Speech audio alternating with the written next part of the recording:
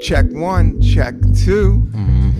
This is it. Welcome to the Cannabis Coffee Hour with your host, me, Rob Cantrell, coming to you live and direct from Brooklyn with a great guest. One of my good friends. He tours around the country.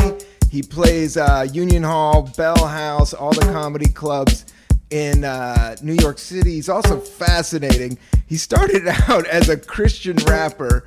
We had him on an earlier episode, but I think he's one of the dopest ever. Please give it up for Rufat Agayev, everybody. What's up? It's Rufat Agayev. No problem. I don't ever get upset when people the first name is hard enough. If you can get through that, then you've kind of entered into. I love them both. Rufat, I always remember because it just sounds good and it comes off. It's a good 2-syllable punch. Yeah, it's a 2-syllable punch. Robbie was my name growing up. Robbie. Yeah. Robbie. But it's hard to introduce yourself when you get older as Robbie. So yeah. That's why I slipped in the Rob when I was crossing over from 21 to getting into 23. That's when I hit him with the good old R-O-B. Dang, so there was a time you were just Robbie. Yeah. Oh, yeah. Robbie. Everybody from D.C. that I grew up with knew me as Little Robbie. And now I'm just Big Rob. John Cash is different, right? That'd be a different. I know a John Cash. You know a John Cash? I do know. But yeah, if Johnny decided to go John, yes, it'd be a little different. The songs would be a little bit more conservative, right? Oh, very much so. No fulsome prison stuff. No. John Cash gets 9 to 5. He's getting home to his wife. He's not taking speed. He's not shooting anybody. John is holding it down. Yeah. Johns can hold it down. Rufats can hold it down. Agayev, right? Did I say it right? That was correct. Now tell me, you started in Florida, right? You're originally a Florida cat. I lived in Florida for some time when I was from a teenager up until I graduated college. So about 10, close to 10 years in Florida, in St. Pete and Tallahassee. Nice. Is that when I met you? Because I met you right when you came to New York, right? Am I right? Or maybe you were two years in? You didn't meet me right when I came to New York. I came to New York and I was still rapping and doing music for about 4 years. And then I started comedy basically the start of 2015. Word. Yeah. So you did meet me when I first started. But no, I was in New York for a substantial amount of time to where I got a chance to see the city, and then I kind of locked it all up being a comedian. Yeah, I remember when you made a big switch, and no, you weren't. You were just I'm doing comedy now. You hung out at the spots, you smoked weed with us, you goofed off, you started going out but you've always been dead serious. Because how long did you do hip hop for? I mean, I was rapping since I was 13 up until about 14 years. Oh my God. Yeah, I've been rapping and performing and writing music. Yeah, since 13 up until I was 27. Most artists kill themselves when they're 27. I just stopped rapping when I was 27. That's when I started doing comedy. I know. I started comedy at 27. I wasn't doing any rapping before that. I was doing some sales, cold calls. I think it was I think it's you, me, and I think Mike Leibovitz might have started when he was 27. Oh, really? Yeah, there's another guy that started when they were 27. But yeah, it's a weird age to start because when you're 27, you're I'm with it. I'm down. I'm going to do comedy. This is what I'm going to do. Not realizing, at least when I started, I was 10 years. I'm giving myself 10 years to get really good at this, Right. Which is that's what it takes to kind of do comedy. Yes. And, but you don't realize you're going to be 37 and you're going to be okay, I'm doing comedy at 37. But it's Which better there's than nothing rapping. wrong. There's nothing wrong with that. No, I think it's better than rapping. And then Oh yeah. Anything is better than rapping, but also like. But rapping is still dope. I don't want to get on it, but I do want to talk about. I want to go there, and I wanted to also talk about our coffees. But with rapping, like with all this 50 years of hip hop, like people are rapping forever now. People are rapping forever, and I think like with there's like not a new breed of rappers, but there's like the Griselda camp, which is a bunch of older dudes. They make really cool, like kind of like street hip hop, but very like boom bap hip hop. Remember Denny? Yes, Mike Denny. Denny produces for them. I know. So we'll give out a shout out to Mike Denny. Shout out to Mike Denny. The original NYC Blunt Club. Good kid. Used to do stand up, but was super into trap rap. Super into Gucci Man. Yeah, but he was into that. We were both into that. That did kind of like bring us together. But also he just has a lot of he's a wealth of like history when it comes to like skateboarding, hip hop, New York. He just knows. And like, he's an art dude too. Both of you guys have art school nerd. Yeah, you got art school cool pumping through your veins, as I would say. I was in San Diego. You know a couple graphic designers. Were you ever going to be a graphic designer? No. But you know some graphic designers. I know some designers for very, very well established brands. Yeah, like head designers. They're my pals. That's what happens. Like they go kind of like animation. They're like, I'm going to do it. I'm going to just do my own art. And then they get sucked up by a company. I mean, because all these companies all need like a logo. And then they need the logo to be on everything, whether it's like on a stamp, on everything. So that's when they need the creative cat, the art school burnout to go in there. I know I kind of give off that vibe, but I've always been more of like an orator. You know what I mean? It was less. Yeah, there's like a visual element to kind of what I do, but that's because like I'm self-indulgent and I like clothes. Same. You know, but so the style's got to be right.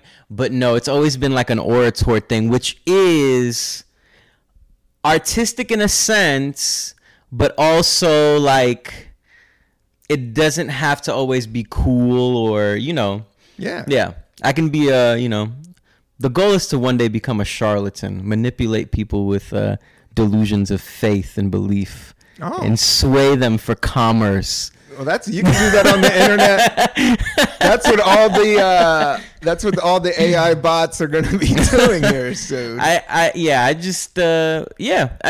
But no, like I definitely like hung out, came up with dudes, but it was a long journey for me. I was a sheltered Christian dude up until I was 22. I was always cool. I always made a lot of friends or whatever, but like as far as like venturing out and getting into like art and moving to New York, and like my friend recently, I was in San Diego, and it was two of my good friends that knew me like for about more than 15 years now.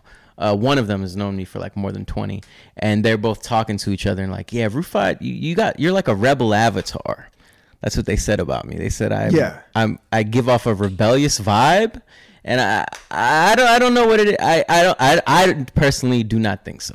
A rebel to the grave. No, rebel is good. You think I'm a rebel avatar?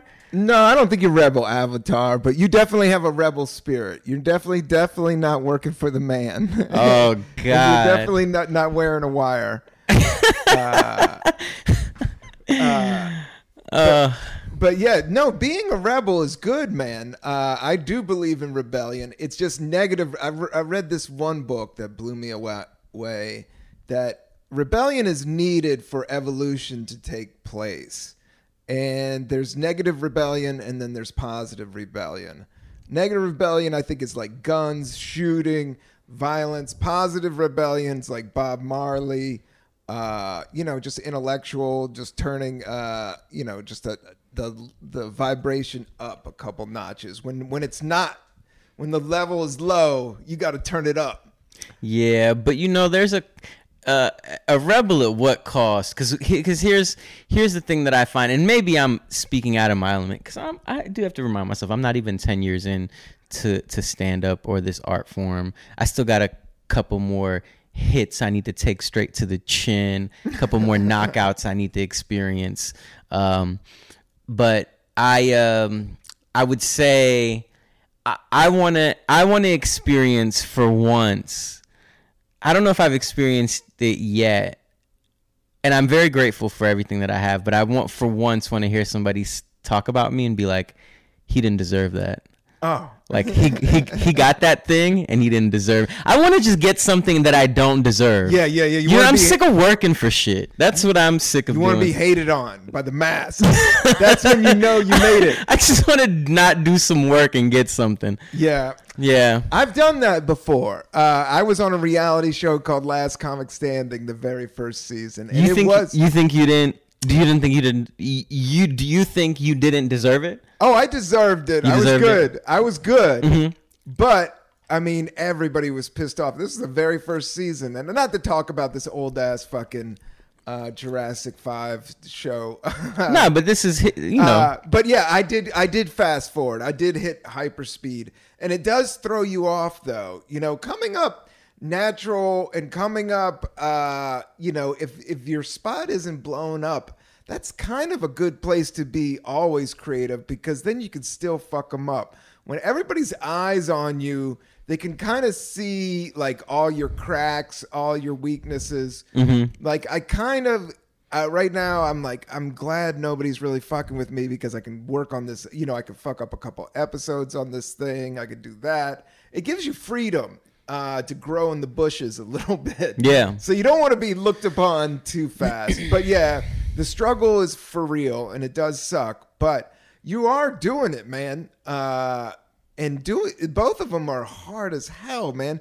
To make it as a hip hop artist is crazy, and then to make it as a comedian is crazy. Yeah. But you've done both. Like you knew Mac Miller.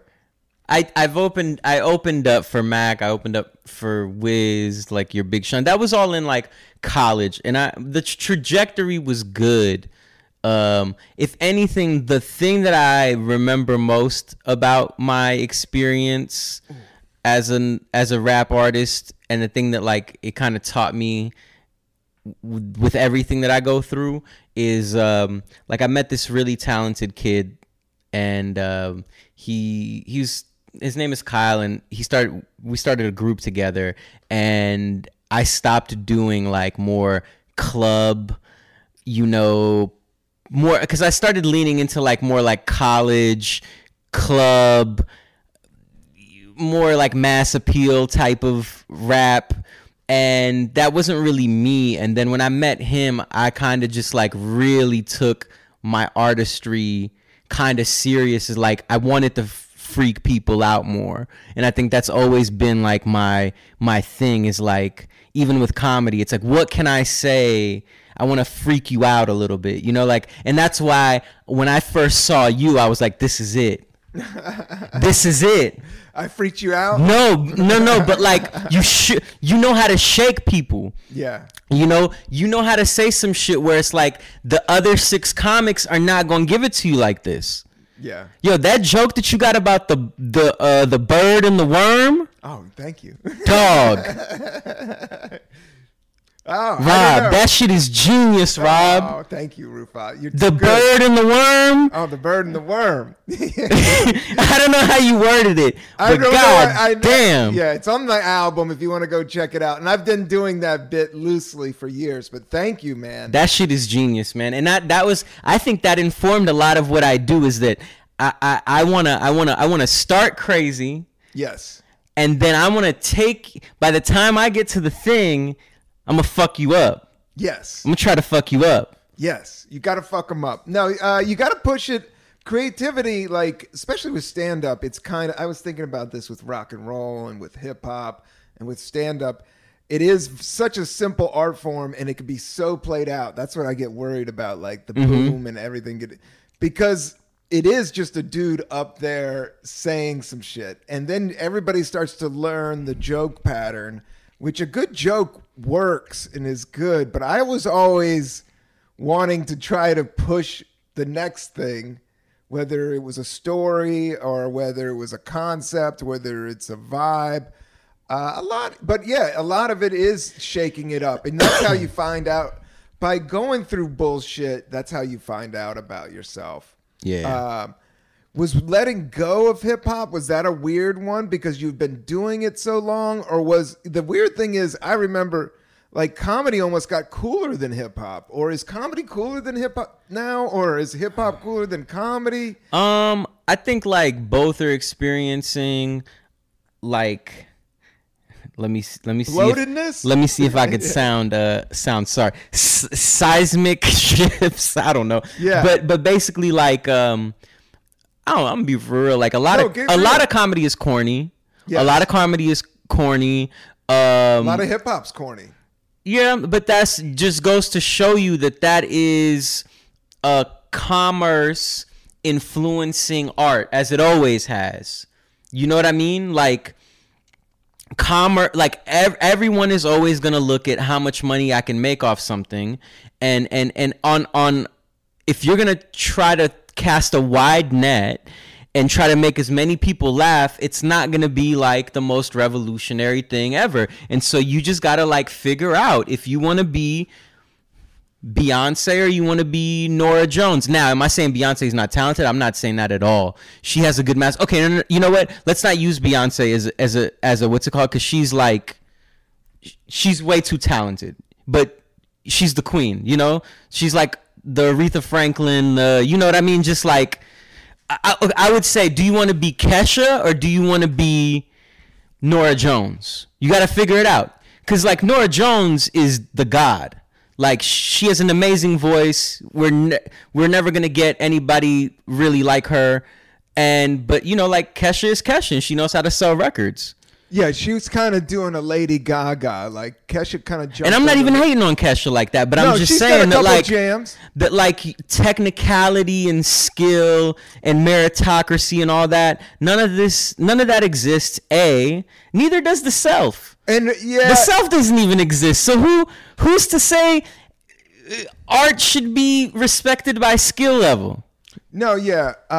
I think everything's kind of going through a big, big change. And I did see this art dude from the New York Times talking about like critics really don't matter anymore. Like everybody can do it now. So it's like same thing with stand up. It's like, in my day, there was a lot of prudes. There was a lot of like, you got to do it like this. Everybody else is a hack. But now it's like almost a place, and I like it. It's a place of non-judgment. And that's what I think, holds people back is judging. Whereas, the best art and the best music is not to overthink it. If it's funky and it's good. Somebody said there's no scoreboard in art. Like it's it either hits you or it doesn't. It either lasts or it doesn't. It just kind of it's like a meal. It either smacks or it doesn't. And I think it matters, the person who's creating it, the vibe, the love that's going into it.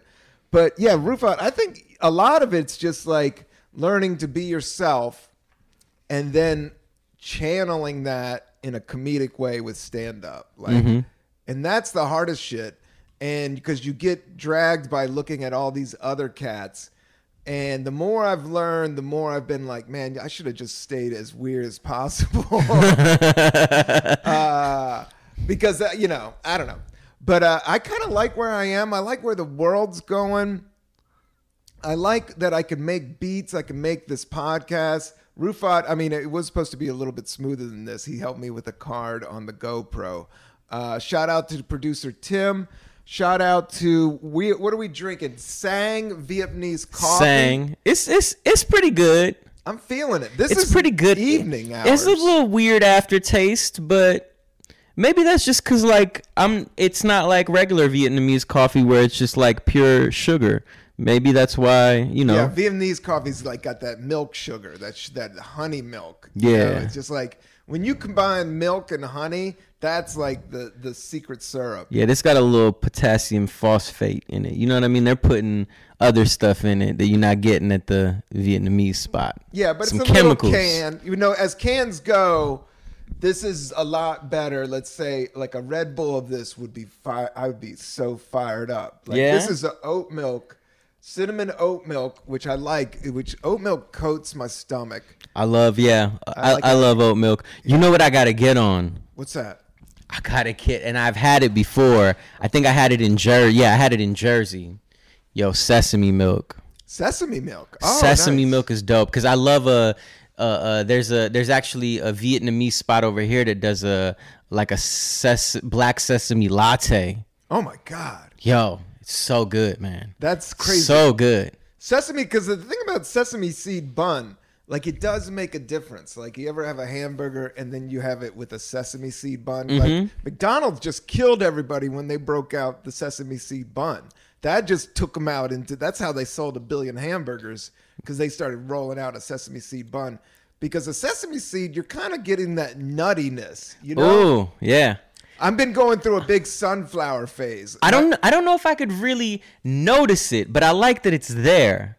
It's like sesame is like one of those things where it's like it knows how to go unnoticed. It knows how to not do too much, you know? Yeah, it's an accent to the bread itself, or it's just a little bit. But you could tell it's a little. I like things a little nutty. All right, what's your favorite nut right now? Yo, I just bought some nuts. I like a good, a mixed nut. Yeah. Roasted, not salted, right? Yes. But out of that mix of nuts, I always like when a little Brazil is in there. I try to grab a handful. Oh, yeah. And I like to have a little Brazil in there. Yeah, the Brazil is a big boy. That's like the king marble. Mm-hmm. You know, it's huge. It's round. It's got a good crunch, but it won't break your teeth. No. Almonds will fuck you up. You got to watch out for almonds. I had a bad almond experience. Cashews are kind of my favorite go-to right now. Yeah. I like roasted unsalted. I like the little crunch that they give. They can get a little, I don't know, they can get a little repetitive, because the taste is like so different and decadent that it can get a little bit like sensory overload. I know. You know? You gotta be sparing with nuts, because I do go handful crazy on them, and then all of a sudden I'm like, oh, they're not as good as anymore. Like them sparing, and the same thing goes for olives. I'm going through a huge olive phase. Uh-huh. Have you been through an olive phase? Nah, pitted or unpitted? I gotta always do unpitted. Pitted will fuck your whole world up. See, man. I think the pit is there to help you temper yourself, like to slow yourself down. I know. But you don't got a pit. Now you're ripping through twice as many. Yeah. But they're good for you. That's why they call it a pit stop. Yeah, pit stop. Really? It kind of does make sense. It does. I'm not even high, and I'm coming, Yeah, you're hitting I'm it. seeing the world clearly. You're seeing it. But yeah, garlic stuffed ones I'm kind of getting into, because the garlic is good for you. It burns you out. Mm-hmm. But yeah, nuts and olives have been kind of like what I'm trying to steer my health ship towards. I don't have any respect for pecans. Pecans, really? I don't like pecans. What They don't know kind how of pecan pie? Exactly. They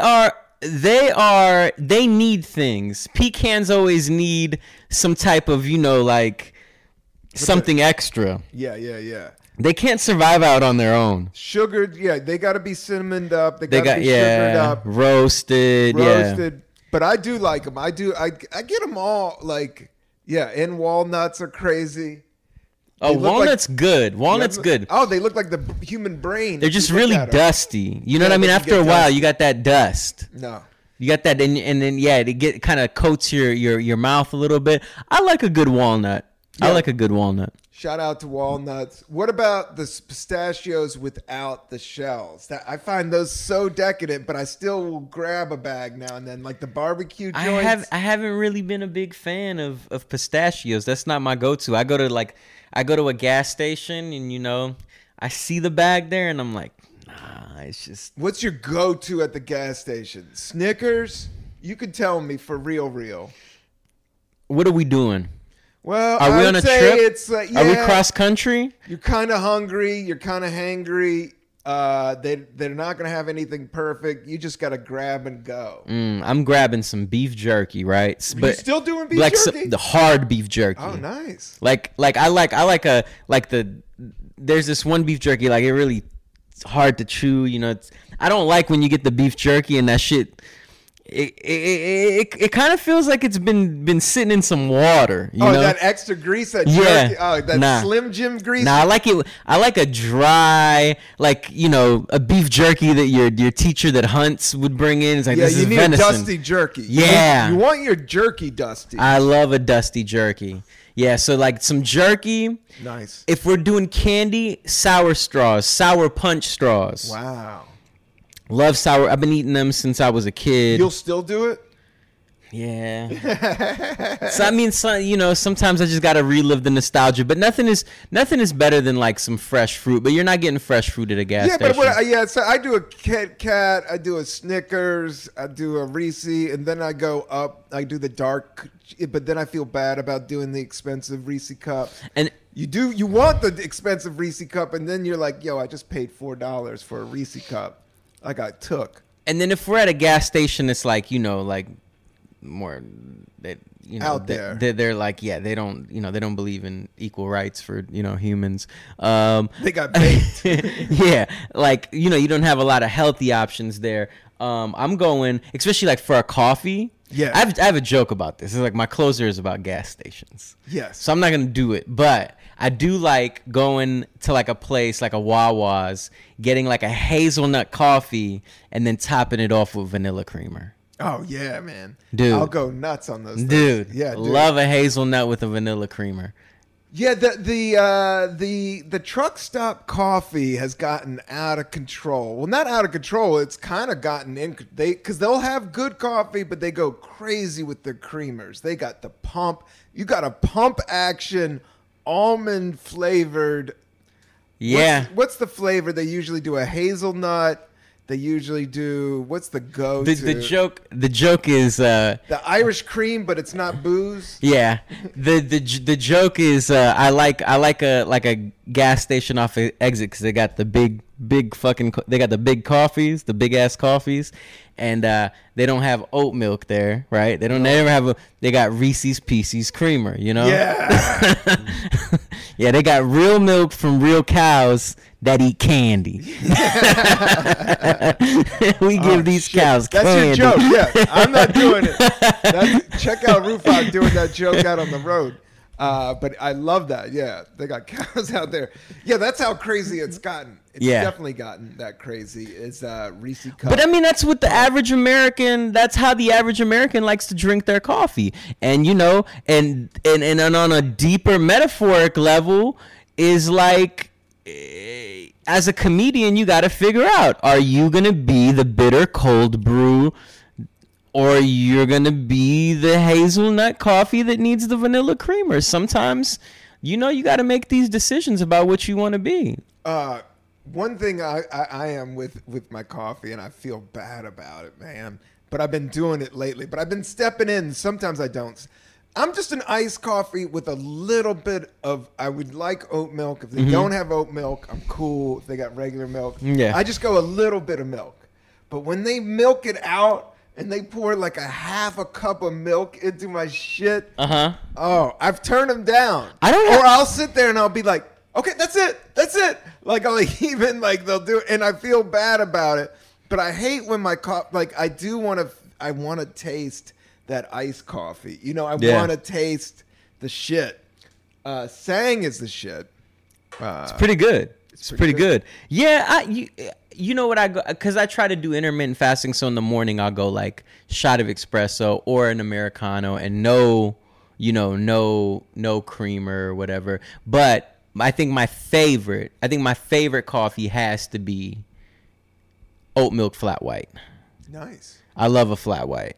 Well, I don't know what that is. It's kind of a latte, but it's made a little bit. It's really popular in Australia. Like I was told by an Australian barista that like when he was making a shot of espresso with the oat milk steamed out and. Yeah, there's something about it, like the you know, I'm guessing that they call it flat white. Maybe like the you know, it's more frothy, I guess. Yes. Yeah. Or it's not froth, and it's just like it's just like cuts to it. Because I like I love one of my favorite images is like an iced out coffee cup with you could just see the cream just slowly dipping, but not to the point where it's not like Dunkin' Donuts where it's just all sweated out and just all creamed out. Just you need a little bit. But not to move on, but I just do want to give a shout out. I went out and specially bought. This is from the Housing Works company right here in Manhattan. There's only like 3 or 4 dispensaries that are fully legal. Housing Works. Like they sell clothes and stuff like that? Yeah, they sell clothes for the homeless. Okay. And they find housing, but then they have a state government cannabis. There was an arm of them. The state's making that? Yeah. Eric Adams is like making cannabis? No, I don't. Yeah, Eric Adams is stamping this. But the whole thing is like there's this black market in New York, and then there's regulated. This is regulated, and what I wanted to pick out is like the perfect THC levels. So this is called Weekenders. These are just 7 joints, single strain, lift, sativa, energetic bliss. Lift, do, rise, create, dance, play, sing.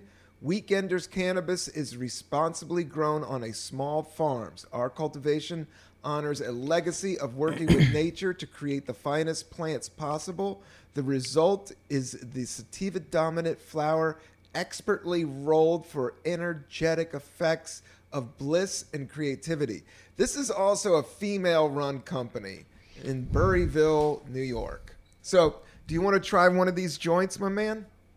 Yeah, let's do this. Let's try one. These are nice. They're nice and respectfully sized. Yeah, they call them dog walkers. Like this is what you wear. This is what you smoke when you go walk your dog. Okay. Because you know, smoking joints, like this isn't that hardcore, but the weed has gotten so crazy. Yeah. That rolling up a full spliff of Northern Cali, super funk, just sometimes isn't the way to go. No, it will take you down a weird path. Been there, done that. And this is just not. So I kind of tried to find the absolute perfect, not too strong but not too soft buzz, and I think I found it. This is 16.6% Nice. THC.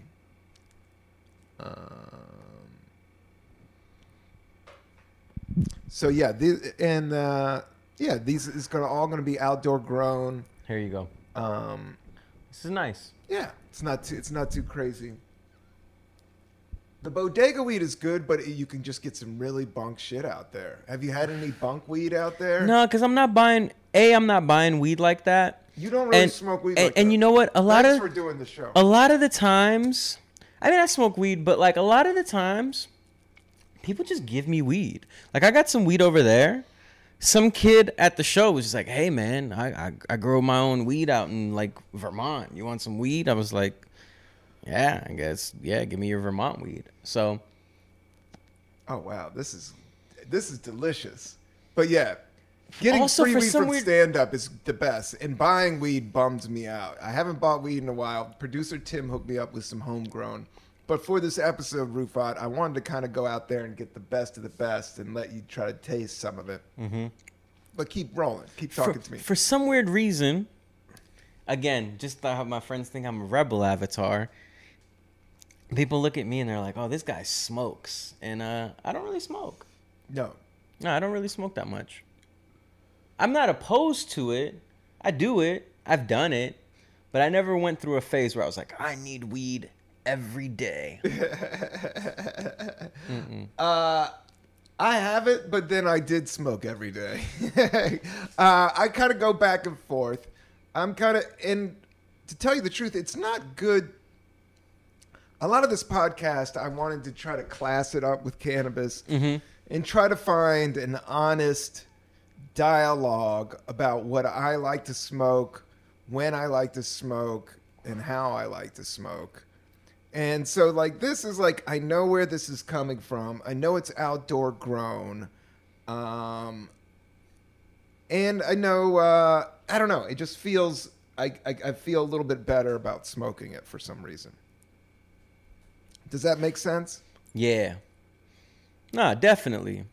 I like well-made things. You know, I like a Japanese jean. I like a Japanese got good jeans? the best jeans. Oh, really? Yes, very good jeans. But you know, Have you ever worn a pair? I have 2 pairs that I paid like $300 something for. Oh, shit. Yeah. Yeah, getting into denim. But good denim, I have had some good denim. You could feel the difference? Oh, definitely. Oh, wow. Also, just like having a good like selvage denim is really good for the winter time because like you don't really have to think about what you're gonna wear. You're like, I'm gonna wear these jeans and beat them up all winter. Why does denim feel so good to the soul? Some people don't like the touch. You know what? I've actually met so many men, so many of my friends. Maybe it might be because of like fluctuating weight, but they're just like, yeah, I don't wear jeans. I try not to wear jeans. But maybe it's like a weight thing. Like jeans really cause you to like you got to stay this weight if you want to keep wearing me. Whereas other pants, they let you fluctuate. It can go either way with jeans, man. Because I do have some jeans that are saggy in the butt and they feel so comfortable, but they're probably not the best look. And then I had, I never had some tight jeans, but I had some well-fit jeans. If you gain some weight, like you can definitely tell, like it wasn't as comfortable. Yeah. But jeans can run the gamut from either making you look like the worst dirtbag that never showers, that just watches online porn and eats Cheetos, or you could just look like the most healthiest, outdoors, down-to-earth, part Cherokee person. Jeans are important. Jeans are important. I've always loved denim. America is about denim. That's the red, white, and blue stripes. Those blue stripes. That blue where the star is. That's denim. That's denim. That is denim. It's because do other countries wear denim? Yeah, but like. But we kicked it out. No, but Japan is doing it at the highest level right now. Yeah. And that's because Japan does Americana very well. Yes. They love American military stuff. They love Japanese denim. They love jazz. Like, they love our, like... And we love their culture. We dig... Everybody takes people's culture. Because I remember Japanese... I remember being tripped out because they would go through a 1950s phase where they all dressed up like They're still like and got the purpadoo, like they got the fond, what is that called? Like they got the cut. But that's what raw denim and selvage, it pays homage to that era. Yeah. When like you bought a pair of jeans and they were stiff and you had to break them in and like Blues Midnight. Yeah, you weren't buying jeans that were pre-distressed. You were distressing them yourself. Yeah. It was like your thing. Your identity was in there. But yeah. Working on a motorcycle. Do you have a motorcycle? Nah. You got a motorcycle. Nah. Do you want a motorcycle? No. See, I give off very, like, I think by my look, I give off very misleading, like, misleading vibes that you think I might be emanating, which is like people like true. He's a smoker, he's a motorcyclist, and I'm like, nah, I'm a runner. You're kind of conservative in your own way. Like, I know I agree with you. Like, you're very controlled, and but I'll ask you stuff. You one time you told me I was asking you, it was something about like.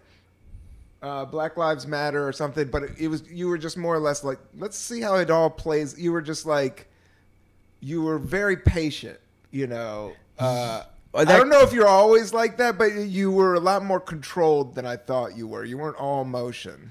It's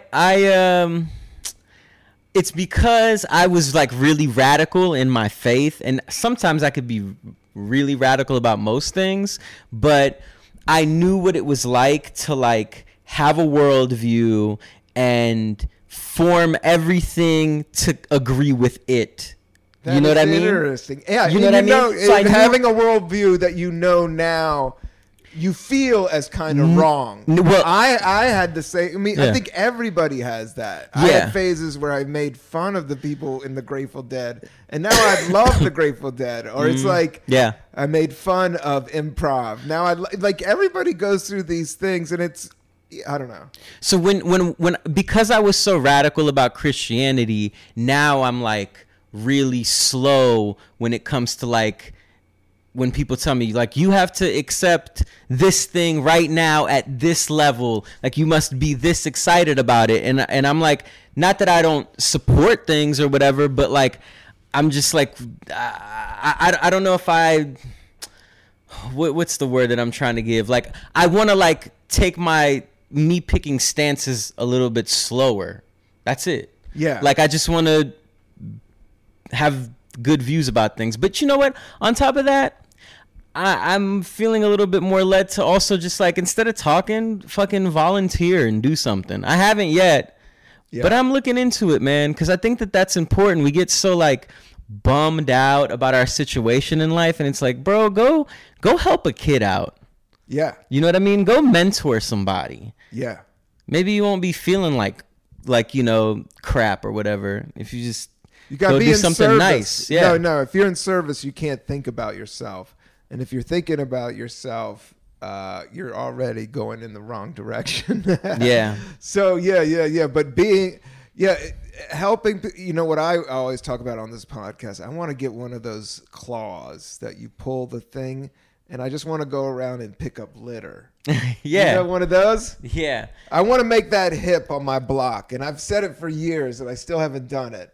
But I have a friend that I would just put on some gloves, and I would just pick up litter.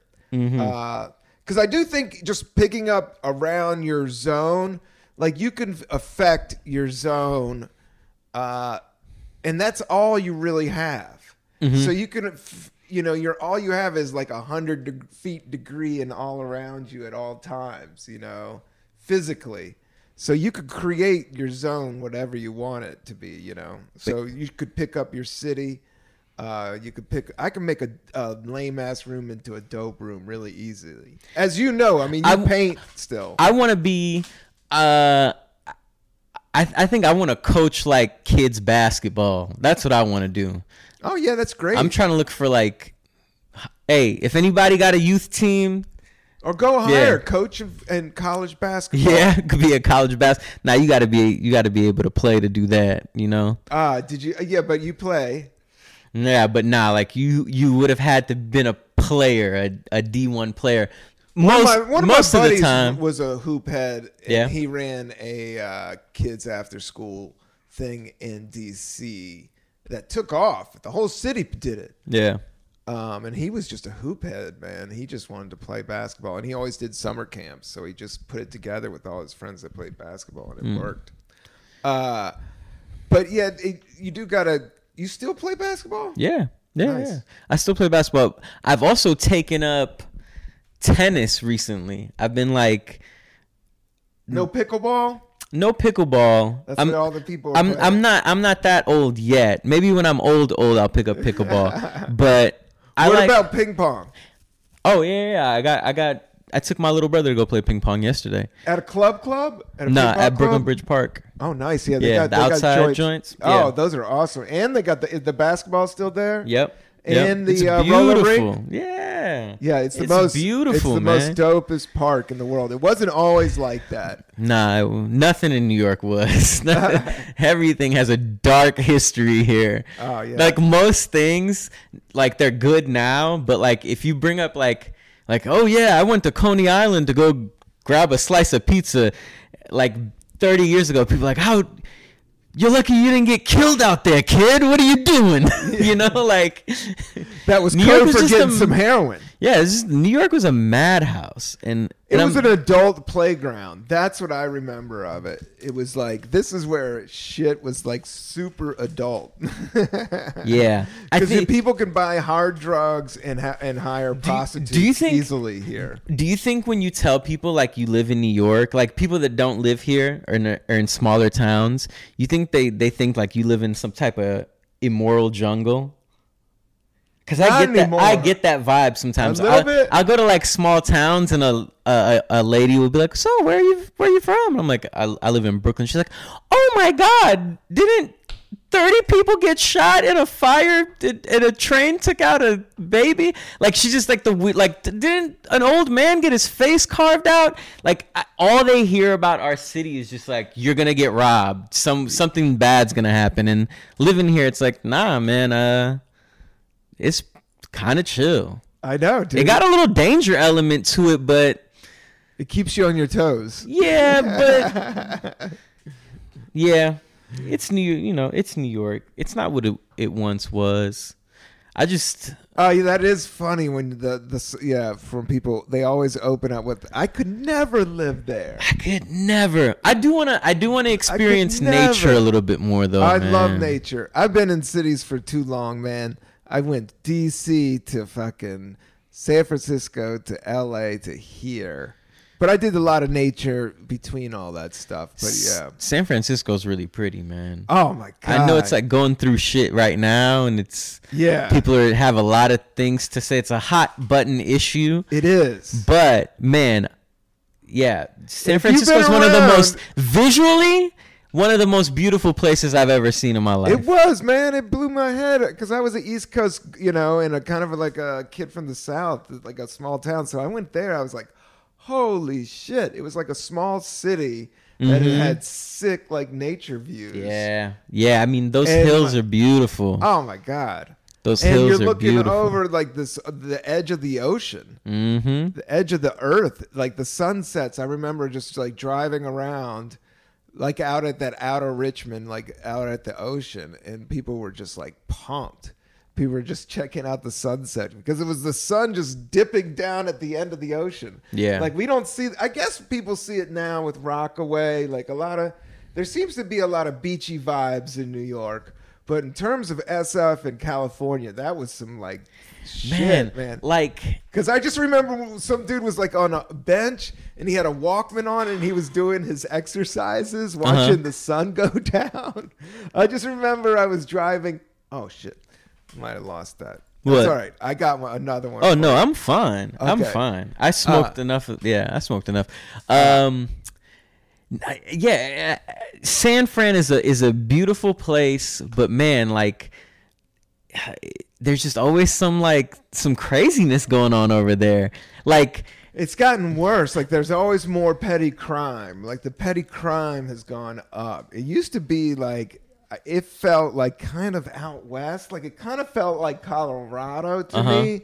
Like to me, like after being in DC and New York and Philly, like I was like, oh, this ain't shit. Like this is just like fun. But right around the corner, there is just like hardcore heroin. Like it takes another step of desperation. Like right off this, like these people are fucking crazy. Yeah, I mean, drug addicts know nice places to go and be homeless at. I know. Because, like, to be homeless in San Francisco, that shit is beautiful. I would sleep in the park. Yeah, somebody was talking to me, and I was like, yeah, coming from the East Coast, man, it was like, yeah, dude, it's beautiful. Yeah, the park is like Hawaii, man.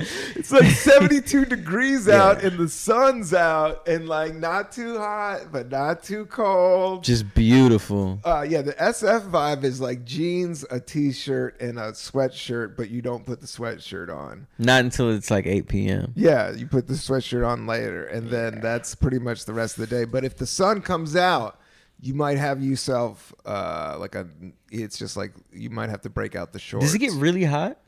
Well, sometimes I'm just saying, like sometimes LA gets hot. Yeah, it becomes like the most beautiful place on earth. It becomes like San Diego, but in San Francisco, you know, up north.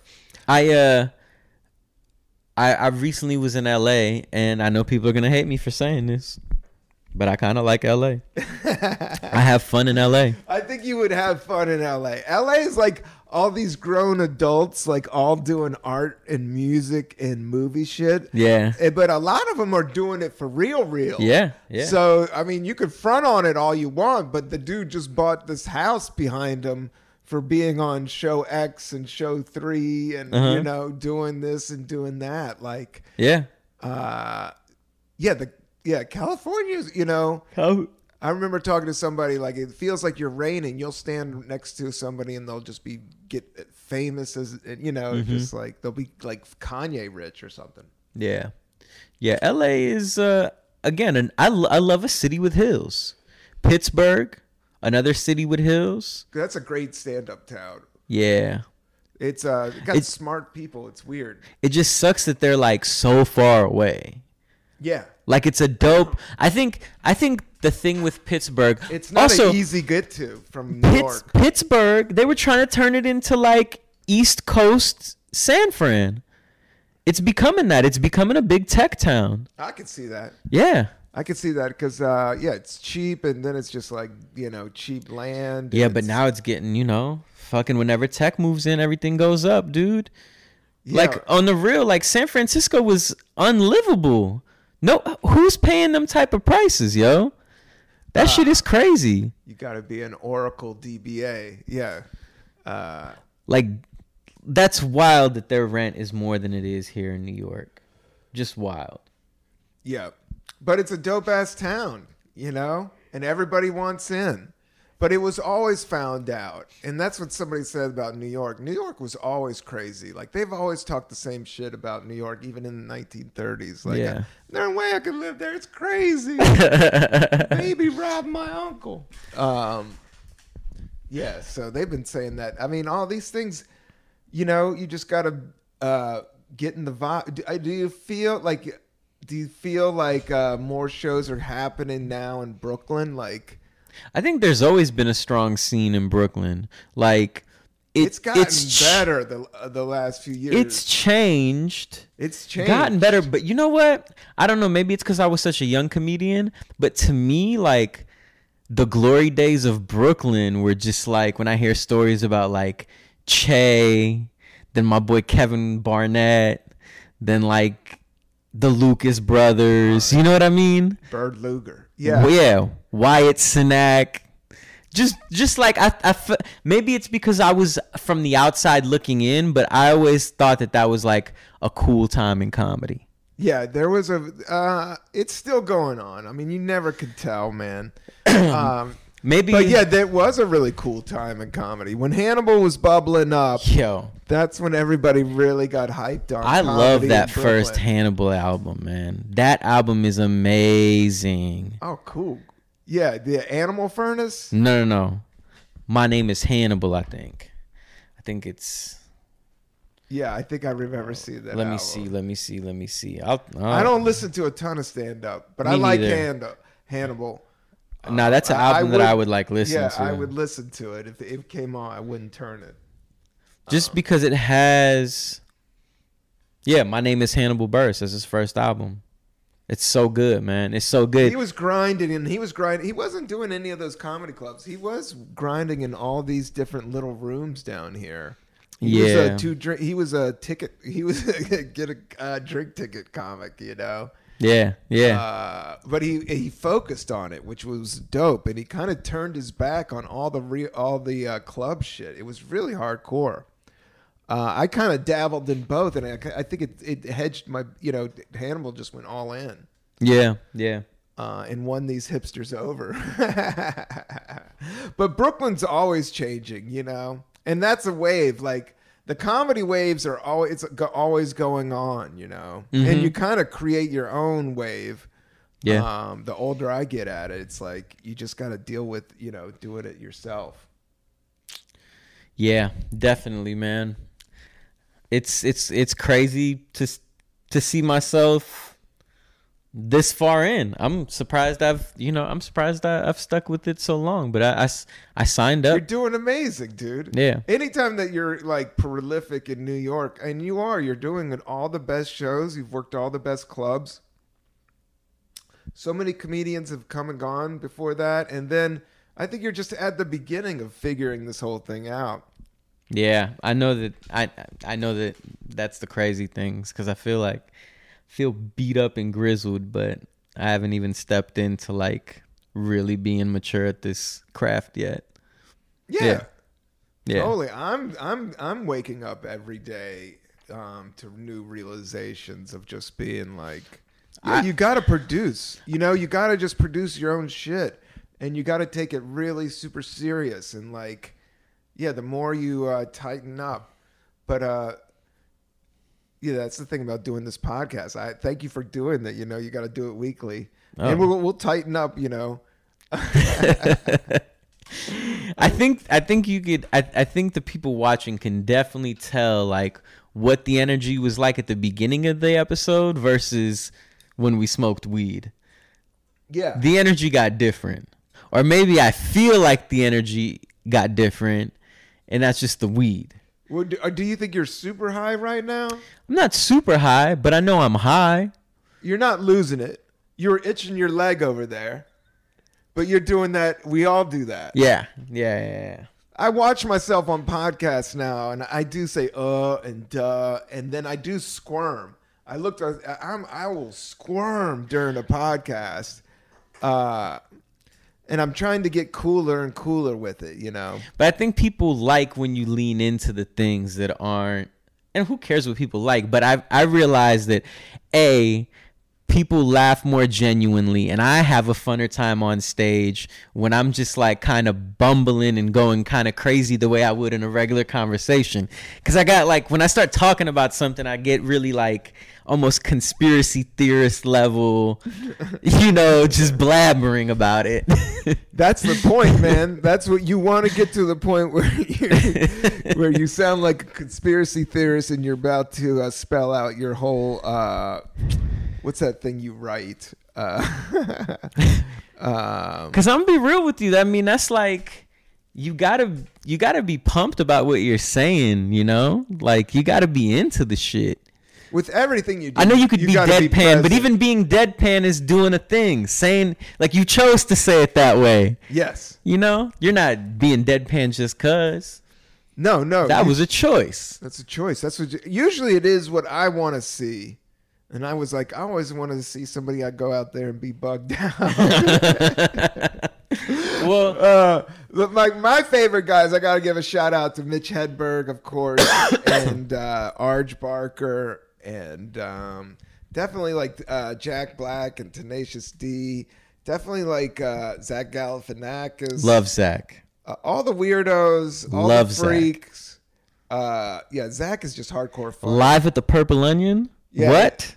It is really good. I mean, just one of my favorite specials of all time. See, that's the thing that's the weird thing about me is like, I grew up on like Jamie Foxx and the Kings of Comedy when I was younger. But then when I got to college, I started listening to like Patton Oswalt and Zach Galifianakis. So I got more into like kind of alt comedy. But I still like think like to me, like my two favorite comedians would be like Zach Galifianakis and Cat Williams. Like, you know what I mean? Two people who couldn't be like more opposite, you know? Yeah. Yet very incredible, like, yeah, they're just very incredible with what they do. They're both oddballs, I'll tell you that. Oh yeah. Yeah. And both incredible comedians. You know, Zach, did I tell you this story? Zach, so I've heard this through somebody that nannied for him. His kid doesn't know like what he does or what he's famous for. So I don't know if he still keeps this lie up, but he tells his kid he's a librarian. Yeah, I mean, I don't know him that well, but I've hung out with him and I've opened for him and shit. And he does not like the fame. Like, yeah. I think he secretly likes it. I think everybody secretly, if you're going to go that far as he did. But he's not a cheese ball. Yeah. He's definitely not a cheese ball. And yeah, he's definitely about the art. He's definitely about making it funny. Like anything he does. I just remember he would do stand-up rooms. We would do like, I remember doing Union Hall with him. Like one of the first Union Halls I did down here, and it was like Eugene's show, but he didn't hang out. Like he sat in the back and went over his notes. Like he was like a one-liner dude. Like, oh yeah. He would sweat over his notes right before and I was like, man, he was like 7 years ahead of me. I think the interesting thing about him is Zach is a big one-liner guy, but he knew how to make it. he knew how to make it seem like he was losing his mind while he was doing it. So he would literally, he might have, like, if he just went up, if Zach went up there, right, and he just did his set like word for word, it would literally be like a 6-minute set. But he knows how to take like those same jokes and fucking just fall over, seem like he's losing it, take a sip of a beer and burp. Like, he knows how to space them like 6 minutes out to be like a 30 damn near. Yeah. I could dig that, man. Yeah, he knows how to fuck around. Yeah. No, fucking around and stand up and dicking around is one of the funnest and funniest. And yeah, that is his hot button. You're right. Yeah. He can fuck around with the best of them. He just knows how to make it look like he's losing it up there. Yeah, he could take like 7 jokes and make them look, yeah. Like it's a whole hour of material. It's crazy. I don't think we give Zach his flowers, man. You know, he doesn't want them. You know, most He's of the kind of a dick. most of the things that he's acted in have been characters that he created in his stand-up. Yeah. Totally. Like whole movies just written about because he talks goofy, you know. Yeah, he's got a southern gay guy. Yeah. He's got a regular gay guy. He's got a southern gay guy. Yeah, man. He's done spots. Well, I haven't seen him do spots. Yeah, he doesn't like being famous. Like, he's gotten so famous that he bums out going out because everybody whips out his phone. And he hates the phone thing. Yeah. But the phone thing, I don't know. What's the word on the street with the phone thing? Are people still into the phone thing? Dude, I'm trying to get off of it, man. I think I'm decent because like I bought like a film camera and just like a whole like handy cam, and I make little cool videos out of that. Yeah, but I'm trying to IG. Your handy cam is so dope. Not to cut you off, sorry. It's my IG. Just if you type in search RUFAT, I'm the first name that pops up. So. Rufat. Yeah. Nah, man. I think like the phone stuff, I gotta like figure out a way to just like spend way less time on my phone. That's why I'm playing guitar. Yeah. Dude, cooking is good. Cooking is really good. Guitar, I've been looking at drums or like bongos. Hitting the tennis ball on the wall. I did that, great. Dude. I fucking went and hit a tennis ball against the wall for 2 hours the other day. It was the most peace I ever had. You kept it up in the air? Well, when I was hitting the ball, I was able to like go on a 6-minute rally with myself. Nice. That's not bad.